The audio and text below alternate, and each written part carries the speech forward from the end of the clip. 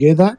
I respect people that disagree with me, and I expect them to respect me too, because disagreement in itself does not mean that we are enemies.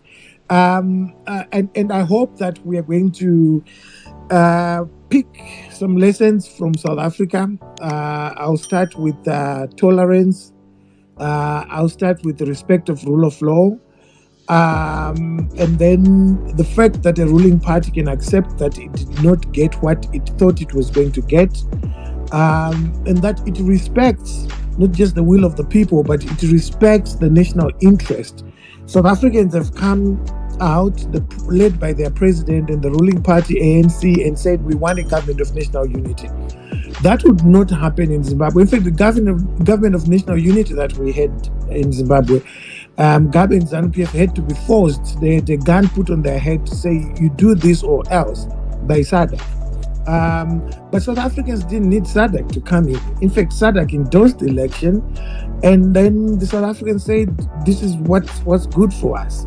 And I hope and pray for a day when us as Zimbabweans can put our national interest ahead of our personal, parochial, or partisan interest. It's important to understand why we're here.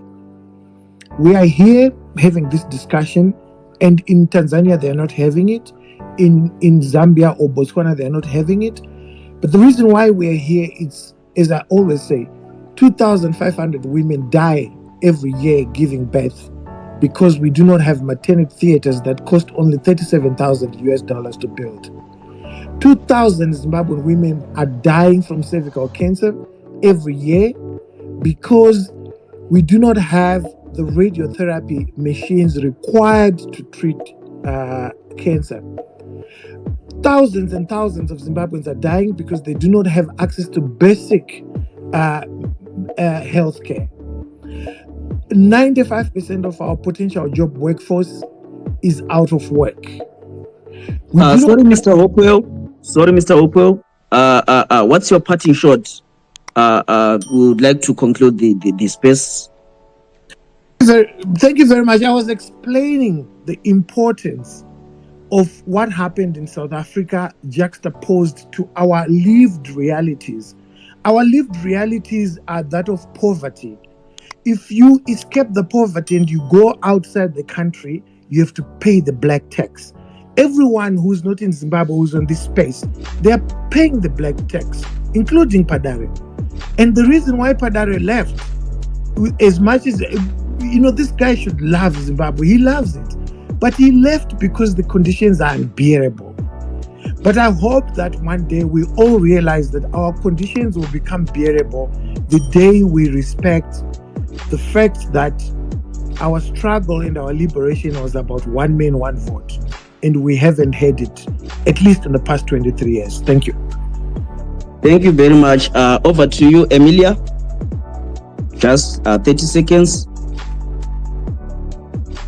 Okay, thank you so much to the Zimbabwe Council of Churches for availing this opportunity for us, to discuss over the South African elections.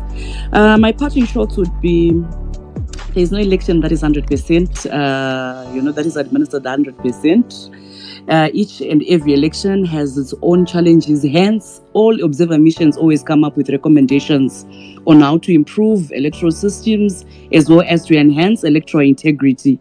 So I would say the key lesson for us was the special voting that we observed on the 27th and 28th of May, that was extended to the elderly, PWDs and pregnant women, and also the establishment of separate voting stations for the elderly and PWDs. So if funds permit, it will be prudent also for our Electoral Commission, the Zimbabwe Electoral Commission, maybe to take a cue from the South African elections and also offer real-time updates on results transmission and adopt the open door policy. Thank you very much.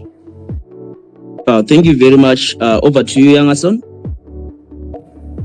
Thank you very much for this space. I think my parting shot will be really. I think what we need as Zimbabweans, we need to be very honest when I having this conversation. Because it's quite shocking that when people deny that there are people who are being murdered in Zimbabwe for supporting opposition political parties, it's really not only, it's quite shocking. Because since 1980, ZANU-PF government have been killing opposition supporters from Kukura Wind, from 2008 land grabs, from opposite 2008 short and long terms on short and long arm slaves, 2020, 2018, 2019, 2023. So it's quite shocking when people deny that. I don't know of any other reasons that all those people were killed for, except for belonging to an opposition political party. So when people say that people are not being killed in Zimbabwe for belonging to or for wearing a party regalia, what exactly are they being killed for? I think maybe those who've got an understanding in future would tell us what is exactly the reasons why those people have been killed ever since 1980. Thank you very much. Thank you very much to our speakers. As we reflect on the South African election, it is very clear that there are some valuable lessons that can be applied to the Zimbabwe's own electoral processes. The key questions we have asked provided a framework for understanding the complexities of democratic elections and the importance of transparency, accountability, and inclusivity.